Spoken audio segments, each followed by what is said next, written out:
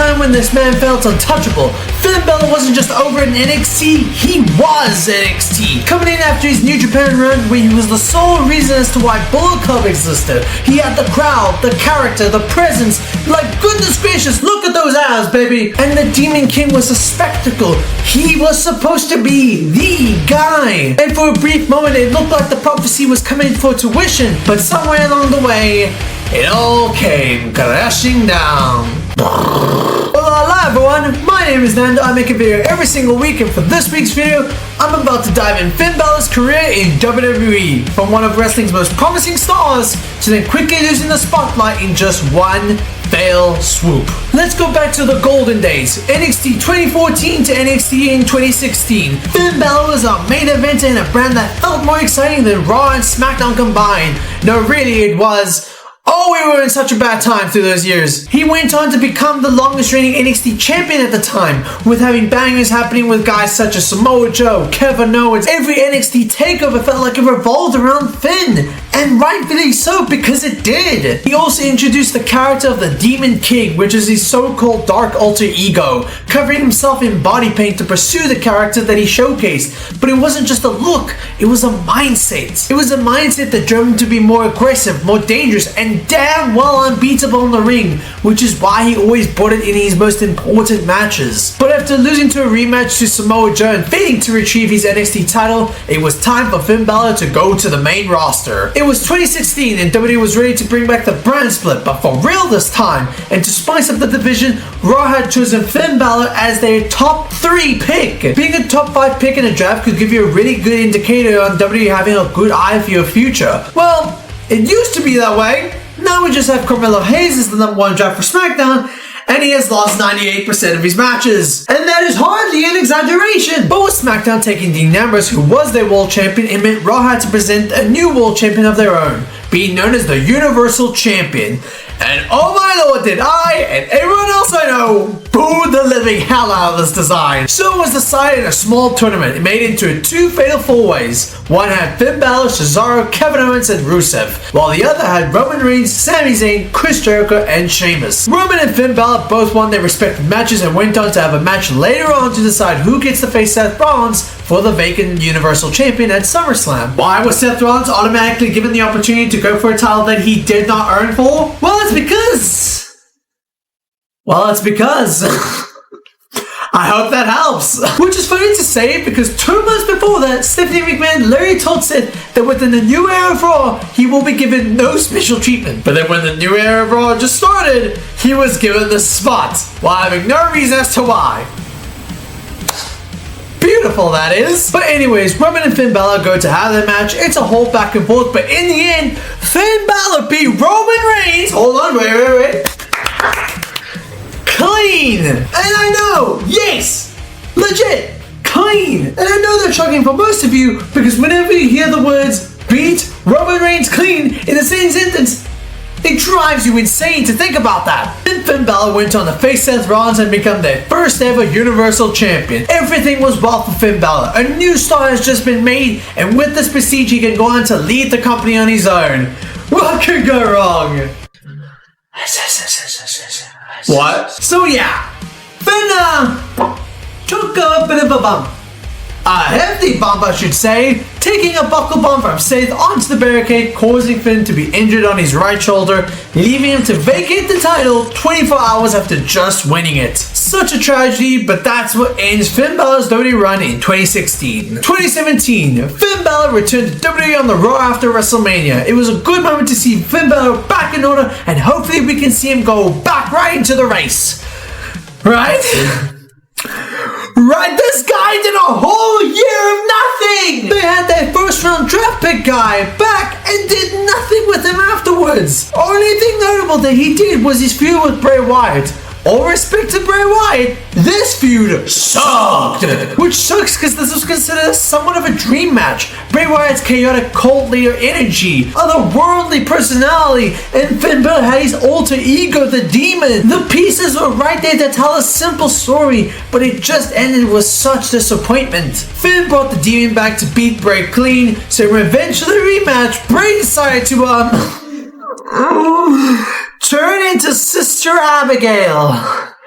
Yes, it is as awful as it sounds. And we were supposed to get Sister Abigail Bray Wyatt versus demon/pumpkin-licking Demon King Finn Balor at TLC, but the match and feud ended up being cancelled as Bray Wyatt and other talent like Roman Reigns couldn't attend TLC because of a disease known as meningitis spreading around. So Bray got switched in for AJ Styles in the last minute, who I believe was on a SmackDown tour at the time, but somehow made it to the show in time for the match. Had a banger with Finn Balor and all. But hey, Finn Balor beats the AJ Styles, the former world champion. That's great momentum for him. What will they do with him next? Oh, he lost to Kane? The very next night? Huh? Losing to a way past his prime to wrestle Kane is crazy. He then got chosen to be on Team Raw, a team that had Triple H and Kurt Angle in it. That's cool. He barely did anything in the match and got eliminated. Darn. He got back together with these Bullet Club members of Luke Gallows and Carl Anderson. Yay, that's cool.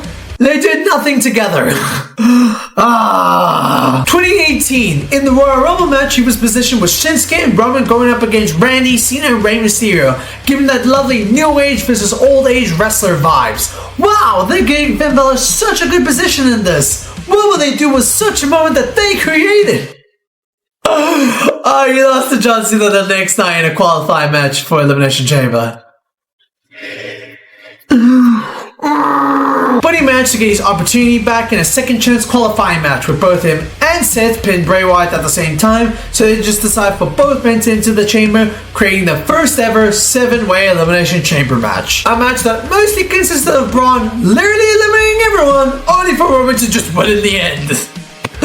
Lovely. Finn got into a triple threat feud program with The Miz and Seth Rollins regarding the Intercontinental Championship at WrestleMania 34, to which Seth won the belt there. Finn tried to win the belt from Seth but was unsuccessful twice. Finn had a try in the Money in the Bank match. He did this spot, then did nothing else in the match. He had a feud with Baron Corbin, which was boring, and which ended at SummerSlam, in which Finn Balor brought in the Demon King, which is like, why? The Demon King is meant when you need him for your biggest battles. Why are we bringing the demon out for Baron Corbin? No offense to Baron Corbin. He seems lovely in real life. But why Baron Corbin? When Roman won the Universal Champion, Finn was able to ask for his rematch that he never got when he lost the belt due to injury, which can be a very good story to tell for a pay-per-view match.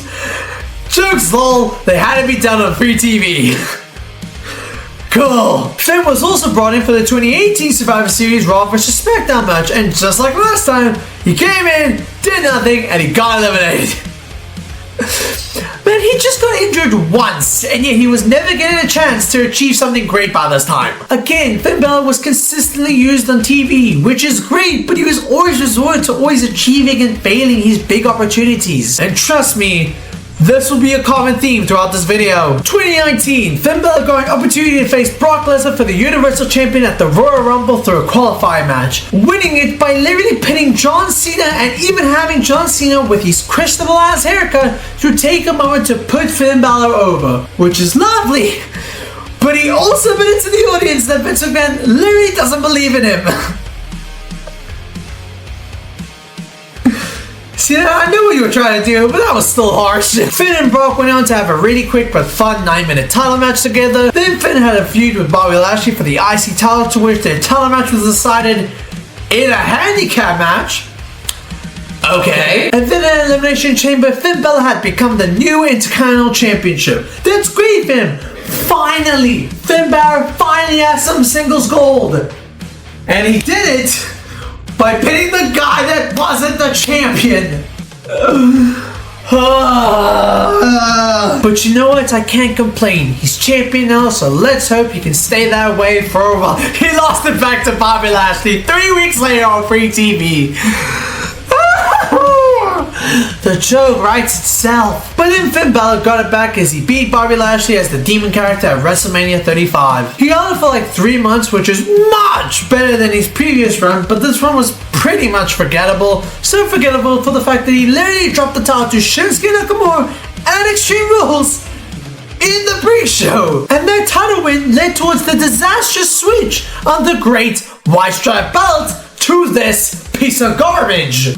devastating. He also entered in the Money in the Bank match, did that cool spot with Andrade, and then that match was won by Brock Lesnar. A man who did not earn any spot in the match whatsoever to be in this, and only entered into the match 2 minutes before it ended. Great stuff, guys. Great stuff. Then he redid his feud with Bray Wyatt, which led to this excellent squash match introduction to the Fiend. Dear me, I hope WWE handled that character really well. Oh my gosh! And this match destroyed Finn Balor so good that the Fiend snapped Finn Balor right back into NXT. Shut up, I know that was terrible, but it was the only way for me to segue into the next topic. Finn Balor returned to NXT, probably because Triple H couldn't fathom the amount of heart attacks that he was facing of how many stars that Vince was fumbling. He came in with a cool presence and went out to have one of the smoothest heel turns of all time. Then almost a year later, he became the NXT champion in 2020, mostly because Karrion Kross, NXT's pet project, had to vacate the title immediately after winning it. Wow. First time, Finn had some good matches with guys like Kyle O'Reilly, Pete Dunne, and Adam Cole, but dropped the title immediately after Karrion Kross came back from injury. This is maybe what Finn Balor should have done had he come back to the main roster in 2017. But okay, 2021, Finn Balor returned to the main roster for his program against the Bloodline, leading to Roman Reigns defending his Universal Champion against Finn Balor on SmackDown? Roman Reigns defending his title and wrestling on free TV? That is such a wild sentence to say with the hindsight that we have now. But unfortunately, Finn Balor failed, to which it then led to their infamous rematch, Extreme Rules. Roman Reigns defends his Universal Champion against the Demon Finn Balor. And let's be honest, you remember nothing about this match, but you do remember this ending. But look at the deep.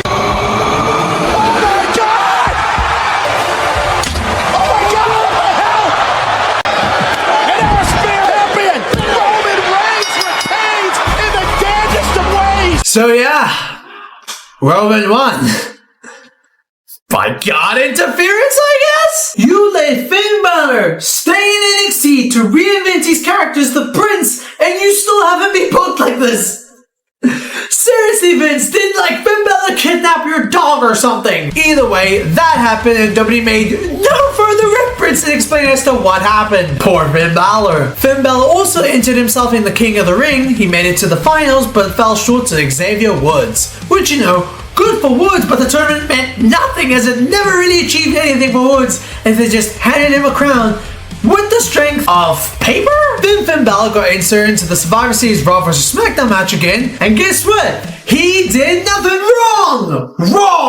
Wrong! He did something for once! You know what he did? You know what he couldn't do in the other Survivor Series matches? He got his first ever elimination of the match! Let's go! Sure, he got eliminated by Sheamus soon after, but who cares? Let's go! What an achievement for bro! 2022 actually started well for Finn Balor as he managed to become the United States Champion. Oh shoot! Let's go! Then Finn Balor went on to lose more matches than he did winning them, and then he just dropped the title to Austin Theory a month later.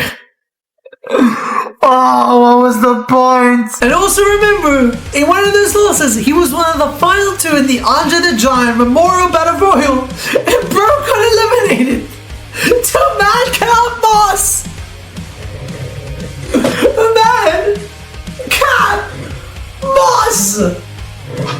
Are we serious right now? You went on from facing the Bloodline to get eliminated by Madcap Moss. Such a shame, man. Such a shame. But that's when everything changed, because that's when Finn Balor had replaced Edge to become the new member of the Judgment Day. This was Balor's saving point. This is what kept him on the shelf on the roster for so long, and it's because of the longevity for that this team had within it. For years, and to this day, Judgment Day went on to be WWE's most high-profile top heels of the company. A group that helped elevate every single member that joined along with them, especially Rhea Ripley, as this new look increased her new fandom by 1,000,000 times more. Damian Priest was interesting again, and so was Finn Balor. But everything turned to absolute peak once Dominic joined the group, and that's when everything changed for everyone in the group as they became such a popular act in the company. Only problem was they had to beef with Edge, which sucked because Edge No matter if it was just 1 against 3 or 4 of the other members of the Judgment Day, he wouldn't stop beating them so easily. Every pay-per-view match had Edge winning. Sure, Finn Balor won that I Quit match, but it led to nothing as Edge beat them with his wife Beth a few months later, which is so dumb because this came at a time where Rhea Ripley just won the 2023 Royal Rumble match. In what world does Beth Phoenix and Edge need to win this more than the Royal Rumble winner itself? I'll tell you why, because Elimination Chamber 2023 was taking place in Canada, and seeing their Canadian boy Sammy couldn't beat Roman Reigns for the title, they just had hometown hero Edge beat the Judgment Day easily, even when it made no sense. Finn and Edge went on to finish their feud in a Hell in a Cell match at WrestleMania 39, but wanted to bring in their true alter ego personas. Finn brought back the Demon, which is now so exposed by the WWE with how they treat the character, that the Demon's presence just, well, feels nothing to me. Edge came out as Brood Edge, which is the dumbest alter ego I've ever seen. This match was set for WrestleMania 39, like I mentioned, to which Finn Balor was originally set to win this match, but guess what? Vince McMahon changed his mind and led Edge to win.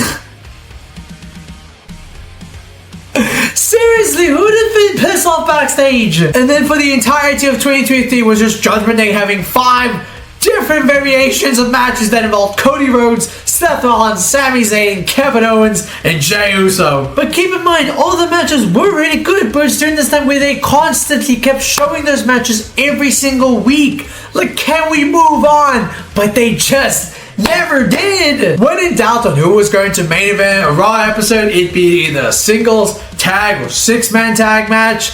It would probably revolve around the Judgment Day and inserting your top baby faces, which literally stalled for 7 months straight. Yes, 7 of the same concept. But in the middle of those months was when we had Money in the Bank. Damien Priest went on to win the Money in the Bank briefcase early on, while Finn Balor finally gets his opportunity to face Seth Rollins for the World Heavyweight Champion, with an ending that I was so surprised that no one dunked on because of how stupid it was. In the end, Finn had the match won, but for some reason, Damien immediately stood up from his chair to walk up to the ring. Why would you do that? The match is still going. And Finn, who apparently has spidey sense to be able to detect that Damien was moving as Finn didn't even glance at him, stalls time long enough to have Seth take the opportunity to win, which is wow.